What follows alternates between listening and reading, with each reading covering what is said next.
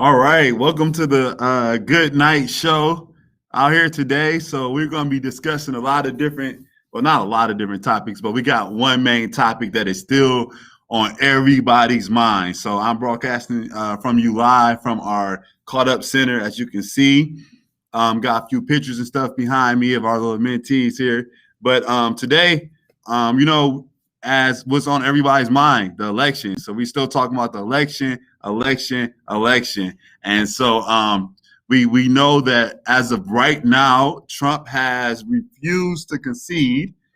He is still counting the votes and filing lawsuits. So we need to discuss that. And of course, in order to discuss that, we got to bring on a Trump supporter. One thing I do like about Trump supporters is that they do not mind defending their point. So if anybody, if y'all got some stuff to say in the chat, you got any questions, just let me know. But we definitely are going to have some hot topics to discuss today with our with one of my friends. So actually, before I introduce one of my friends that I've known for about it's been like 12 years now, I want to say. We originally met. We both were student body presidents at Adventist colleges. So I was at Oakwood, he was at Union, and we got invited to this conference in DC, and I will never forget. It was such a blessing. I don't know, I couldn't even find that picture, but we got invited to this conference in DC. It was called APAC, and APAC is it's a really good conference. I would encourage a lot of people to go there. But for us as young people, they pay for us to go. They pay for our hotel room. They pay for our food. So it was just we're just living life. And so that was my good friend. I'm going to show a few pictures. We also, from as it relates to the Adventist piece, the schools, we got to go on a mission trip. And this was not a normal mission trip because we didn't have to do anything. All we had to do was kind of go there and watch what was going on. So that was pretty cool too. So that's how I met my man Phil. So I'm gonna show a few pictures real quick, and we'll kind of go from there. Show you all some of the things that we've done before. Let me take off mine. Yeah.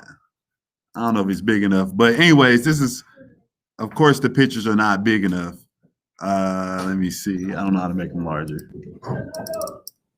All right, that's one. And then we were in El Salvador. We took over a little freeway down there, and so that was pretty cool. This is also in El Salvador. One of our pictures. Also, one of the things we did. Like I said, the food there was also free and great. This is one of us. We were going sightseeing, so it's pretty cool. Like I said, we've known each other for a while, and it's been wonderful just to know him. So, as I've stated before, we have a first. If you're watching this live right now, feel free to add something in the chat. Also, feel free to share it with your friends. Okay, we have I just wanted to just kind of be clear. It's not going to be a political podcast, but I just wanted. This is kind of where we are right now. It's a political world. It's been crazy. It's been a lot of politics, and so it's not going to be political all the time, but it will be a podcast that will talk about politics and what's happening right now. I envision the future being about mentoring, the things that I'm doing in the community. We'll talk about that some days as well. All right. But starting here today, I'm going to bring on my good friend, Mr. Phil Thompson. All right, Phil.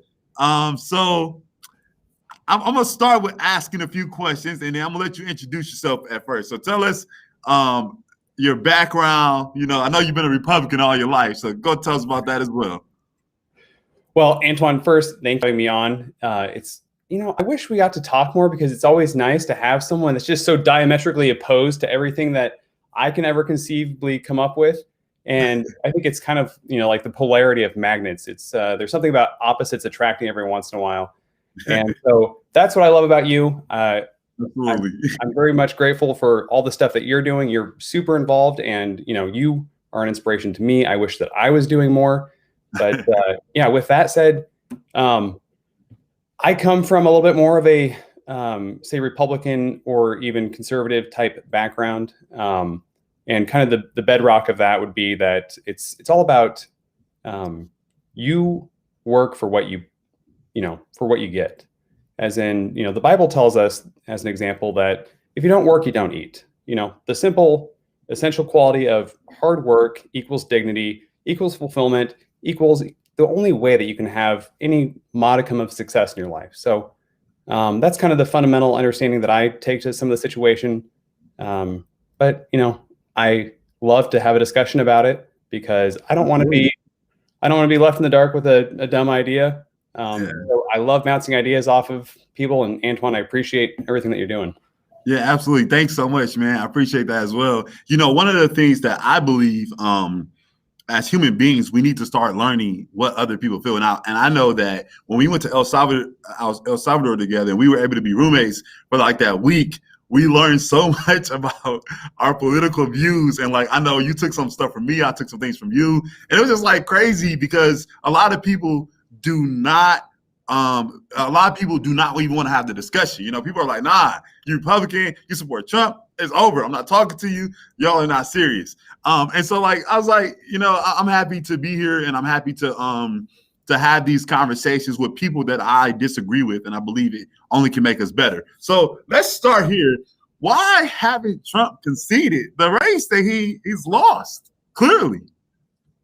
It's a good question. But I think it's not fair to start in the middle of the story. I think maybe we have to unwind a little bit here in terms of how did we get to this spot? But I would say that we are in a position where I would say that neither of these candidates should concede. And as much as the media might say that there's no impropriety out there, it's all exactly what it looks like. When we start looking at all the things that people post on Twitter and on Facebook, all these firsthand accounts where it's you, the eyewitness journalist there with a camera recording something that looks suspicious, bad, nefarious, illegal. And then it's not as if we're just looking at, one or two isolated incidences. This is something that appears to be fairly widespread. So Trump has a legitimate claim, and I think, we'll just have to see how it plays out. So when you say he has a legitimate claim, so first off, I see that like it's not a lot of trust in the media, but I know that Fox News have been a great supporter of President Trump since he's been in office. I'm not going to say there was a big supporter of him when he was running, but since he's been in office, they've been a huge supporter. I've seen them personally debunk some of these rumors of widespread voter fraud. I've seen that happen. So tell me, is Fox News not on the Trump's side? They're just ignoring. Are they ignoring the voter fraud? Like, what do you think with that situation? I can't speak to that, super directly. One of the things that automatically gets assumed is that if you are conservative in any way, shape, or form, that you by default have to be watching Fox News, because it's one media outlet versus 17 other giants that fill that same political arena. For me, you have to ask my wife, but I think I've watched like 4 episodes of Tucker Carlson, like 3 of Sean Hannity. So I don't catch a lot of Fox News. So where are you getting your information from that there's widespread voter fraud? Like, do you believe that, like, seriously, or like, where are you getting that information from? Well, so there's a lot of different outlets where you can find something, that might be offers you the opportunity to ingest it firsthand for yourself, meaning that you're not reading an article that interprets how you should think or how you should understand, information, that you're just looking at a raw video and thinking, what is going on? And, sometimes it warrants you digging into it a little bit more. So, I think I've sent you a couple videos or a couple screenshots. Yeah. There are more that come out every single day. And, I think I saved, 3 or 4 more to my phone today where it was like, this is unreal. The fact that the media could say, well, the New York Times, as an example, this morning, their headline is 0 reason for there to be any suspicion about this race at all. And it's kind of like, well, that's incredibly disingenuous. Because, did the person who wrote that headline, did they see the video of someone taking a Trump, a ballot, right? It could have been filled out by you. It could have been filled out by anyone, right? And it just happened to be, they filled it out for Donald J. Trump. The guy holds it up. He says, we find some ballots like this, holds it point blank to the camera and says, and this is what we do with it. You know what? Yeah. I should have asked you to send me that video so we could show our viewers and let them see for themselves. So I don't know, but in the future we'll get it. We'll get that together. But so you're talking about a video, but I guess my question is, so like in places like Pennsylvania, Joe Biden is up by 100,000 votes. You're telling me that they have 100,000 votes of widespread voter fraud? Because Pennsylvania is like the end of it. If Joe Biden wins Pennsylvania, it's over, right? Do you agree, or like help me out with that one? Do you agree? Like if Pennsylvania, I 100% agree. I also 100% disagree, because we've turned every single state into the tipping point, right? He doesn't just need to win Pennsylvania. He can just win, Joe can win any of them, and it's going to be, game over. yeah. So yeah, it's a huge. That's what you're saying. I'm saying personally, I know that a lot of attention was focused on Pennsylvania because everybody kind of knew the way the rest of the states would go. So I guess my question is now is like, if Pennsylvania, he's up 100,000 votes, should we be doing are you looking at some of the, we're going to go over some of the comments. But, yeah, I'm looking at the comments. Well, hey, so, and here's an interesting point too, is that one of the things that I thought was super interesting is, well, one, the media has gotten a lot of things wrong the entire way along, right? So we've been investigating Russia for 4 years, but you and any of the people in the chat still don't actually even have a hypothesis in terms of what was nefarious that happened in Russia. And when you went to impeach the president, why didn't you impeach him on Russia if that was so bad? In fact, we decided to impeach him on Ukraine, but then with the Ukraine, we impeached him on a phone call where you've got the actual recording. And then you have, Zelensky himself, the Ukrainian prime minister, saying, what are you guys talking about? I don't agree with your assessment of this at all. There was no pressure. So, there's all these little things where we do a lot of things to distort it, to pervert it, to create a narrative out of it. But one of the things that I think has been super interesting leading up to this election specifically is that we have had all of the social media outlets priming us, right? As in they're feeding to us a certain idea. Hey, you know what? I'm not going to let anyone declare themselves the winner on election night. Okay, I mean, if Joe won by a landslide, does that mean we just couldn't declare Joe the winner? Hillary Clinton, for the last probably 90 days, has been saying, Joe, don't concede no matter what. And it seemed like, hey, you know what? Joe's going to have to take a really bullish stance if he's going to keep his head in the game, because we see Joe rallies where he has 3 or 4 people show up.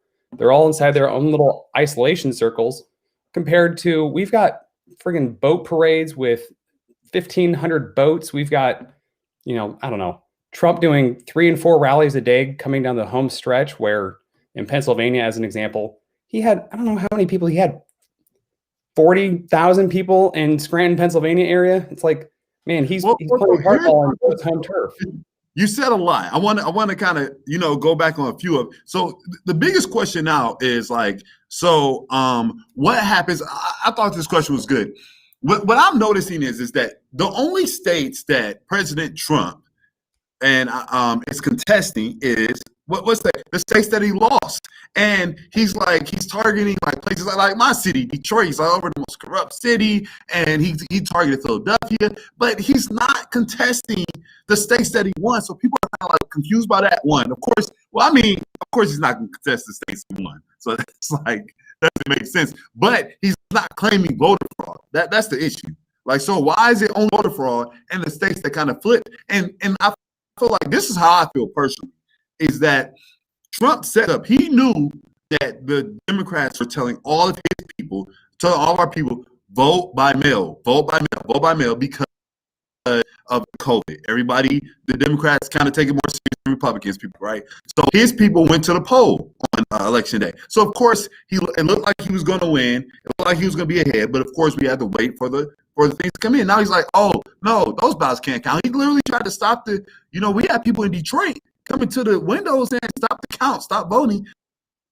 Voters are like, what's up with that? So I'm saying, why is it that he's focusing on a few states about voter fraud, and is 50 states, like, is he saying only these states they lost was the voter fraud? Well, I think you make a good point, and I think that the answer is essentially that it comes down to there's scarce resources, right? You can't just say, I want to have 50 lawsuits in all 50 states, you allocate your manpower where it's going to be most effective for you. But since you're talking about additional states and whatnot, Trump, as an example, I live in St. Louis, Missouri. Trump swept the state of Missouri. And I was kind of curious because I've seen all of these statistics and people post links and you can go to your local Secretary of State.yourstate.gov and see exactly how the voter rolls all, broke down and whatnot. I decided, you know what, I want to look and see how St. Louis County played out. So I actually did it this afternoon. And the thing that was curious is that when you go down ballot, meaning that, at the top of the ticket, let's just say, hey, you know what, you're a Democrat, you're feeling like, you know what, these stupid Republicans, they don't have it together. I'm not going to bother, researching who the best candidate is. I'm just going to go right down the ballot, make it really simple. All D or all R. And when we go down ballot. Yeah, I know what you're talking about. When we go down ballot, just on the St. Louis election, since this is kind of the data set that I just pulled up, one of the things that was really interesting is that all of the down ballot candidates got more votes than the person at the top of the ticket. So that means the governor got more votes, the Secretary of State, the treasurer, the fill in the blank, except for people affiliated with the Democrat Party, they got fewer votes down ballot. So, and I'm not saying it's just a Democrat and it's just a Republican thing. I'm saying when you compare the Green Party, when you compare the Constitutional Party, when you compare the write-ins, and there's another party, I don't even know what that is. They all got in excess of 100% of the number of votes compared to the top of the ticket. And only the Democrats in every single case, in my local St. Louis County election and in the Missouri state election. And I'll give you just a brief example here. So one of them is Missouri Secretary of State is John Ashcroft won the race. He received 114% of the votes that Donald Trump won. So Republican at the top of the ticket. Mm-hmm. The Democrat won 88% of the votes that Biden won. Now, this is something of a trend that we're seeing across the country where it's like, hey, you know what? Why did Democrats turn out in massive, massive numbers and only fell out one bubble at the top of the ticket? I mean, are Democrats just narrow-minded and think like, hey, you know what? This is the only thing that matters, and we're just going to. Well, I mean, I don't know the total issue with that, and I mean, clearly there's an issue because maybe because like look at Georgia, the Democrats.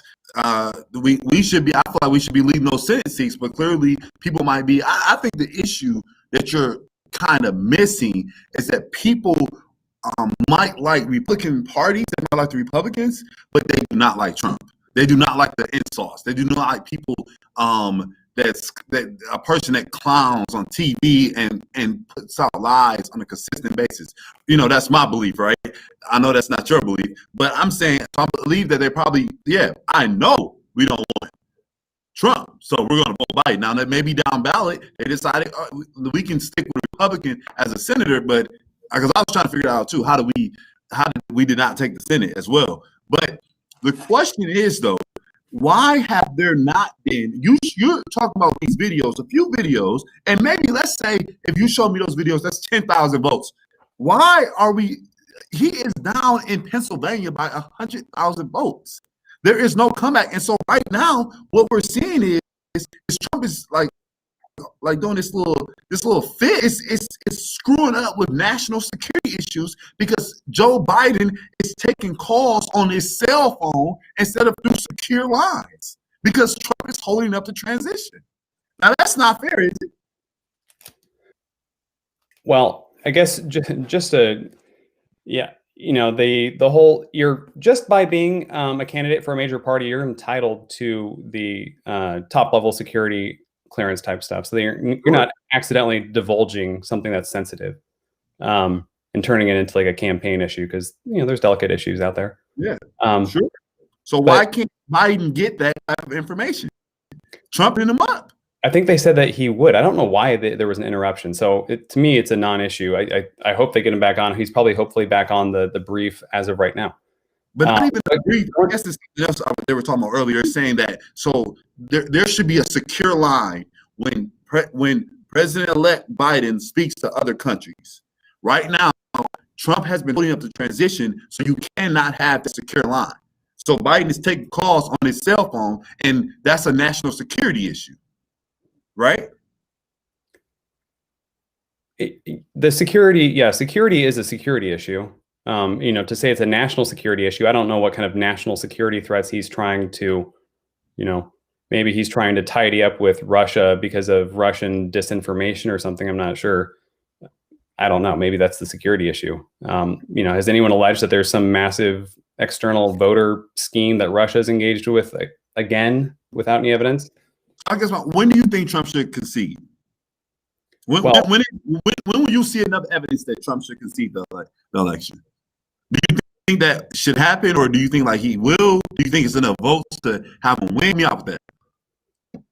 Well, part of the short answer is that take North Carolina as an example. They told us the day after the election, hey, you know what? We won't even bother coming back to address or certify anything until November 12th, which I think essentially is today. So why would North Carolina just right off the bat decide that they aren't going to even address it for the nation? So that one state by themselves they threw the wrench in there to begin with. So they're inviting all the chaos. And it's the same thing with other states. Pennsylvania, tried to adopt a half dozen different mail-in ballot rules whereby, you could essentially, and it's on the books, you can count votes for several additional days. Well, if the whole election hinged exclusively on Pennsylvania, well, then it's Pennsylvania holding the thing up. You can't just say exclusively that it's Trump. So I guess my biggest question is that so the election has been called, and of course now the election hasn't been called because the electors have not sat down to verify it. And that's who calls it, right? Who called it? I've seen him. He's tried to undo everything. When he went out there, when he won 4 years ago, it was that night. The election had been called by the same people that called it this time. He's ignoring it. The media's fake and all this type of stuff. But when he went out there 4 years ago, come on, Phil, he went out there after the media called it. So why can't he take that same call this time? Why is he holding it up? So now, I think there's another question inside there, and that is why would Hillary? The media doesn't call the election. The media doesn't call it. Like, come on now, the media's been calling elections since years. But go ahead, you had a point. Go ahead. Well, the media has nothing to do with the election. The media is not the fourth branch of government. The media is just an apparatus whereby we get to look at an aggregated view of what's going on. So the media has a great system set up. As an example, election night, I didn't watch Fox News. I watched CNN. Do you know why? Because they had a great dashboard. They had, I like he walks around and he says he has awesome breakdown. Yeah. These are the counties that are left. This is the demographic breakup. Here's the historical voting patterns. I'd take that every single day versus the nonsense that was happening on Fox, happening on ABC, CBS. I was like, this is all lame. The guys at CBS or CNN had it, pretty well ironed out. Now, does that mean that I have vested my, personal interest in allowing CNN to exclusively call it? No, not really. But, as a technical matter, there is a process that happens in order to certify the elections, right? So your locals, We have a question though about the certify. Here's a good question. So it says, basically, why didn't Trump wait till December 14th then to make his victory announcement? Why didn't he do that? He hasn't. You're talking about in 2016 or this year? 2016. Trump came out that same night. He came out. He gave his victory speech. And I believe Hillary Clinton conceded that night, but she might have conceded the night before, whichever way. But my question is, why didn't he wait? He should have waited, right? Well, no, once someone concedes, then you can basically just step in and fill the void. I mean, that's kind of now you can ask the question like, hey, Hillary was tuned in to, election meddling the entire way along. She told us right here in St. Louis at Washington University, where they had their third debate, she said, hey, Trump, I just want you to know there are 11 different intelligence agencies who have all verified that there is some certain type of interference going on. Well, why wouldn't Hillary Clinton say, pump the brakes? We want all 11 of these intelligence agencies to once again verify that we have good information, that there isn't some kind of malfeasance or misfeasance that's taken place again.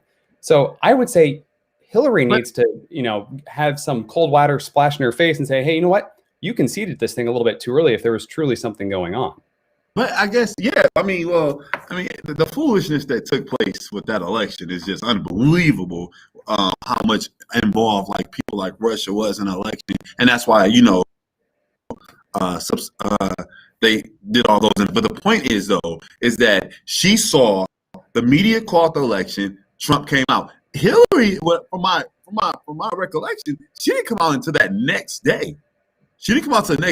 But Trump already came out because he came out based on the media calling the election. So my thing is, come on now. So I guess my question to you is, because we got to wrap up. We only got 3 minutes left. When will you be satisfied with the election results so that President-elect Biden can move with a smooth transition and get us rolling and get these COVID numbers down?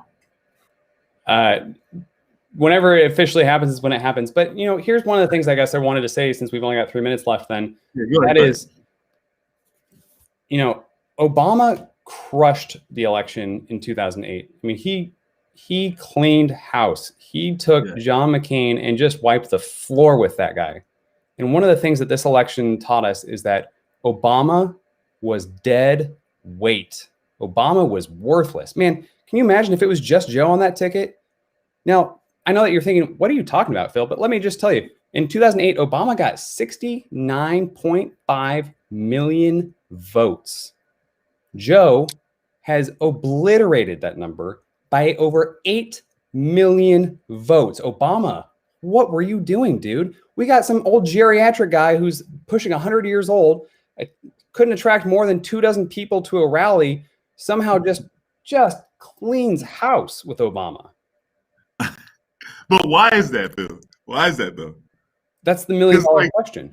Because the $1 million question is people hate Trump. So everybody came out to vote Trump out. And just like Trump, because just like Trump right now is like he got all his people to come out, which I was kind of surprised because I'll be honest with you, from looking at the polls and things, I thought it was going to be a complete like wipeout. I thought the same thing as Obama. But what I'm noticing is that people, what's happening right now is that people hate Donald Trump, so they're coming out. But at the same time, people love Donald Trump, so they're coming out as well. So that's what you see here. It's not like, oh, we were coming out there to vote for Uncle Joe. But the problem is they hate Trump so much. So, people are moved by that. And some people, love Trump. Some people hate Donald Trump so much that they will come back out of the grave. And in the state of Michigan, we had a gal who came out of the grave. She was 158 years old. Now, you want to talk about someone who lived through slavery? She did, albeit that slavery ended when she was 3 years old, but she voted. She was 158 years old. She cared so much to participate in this election. And that's really the essence of what's going on. The bottom.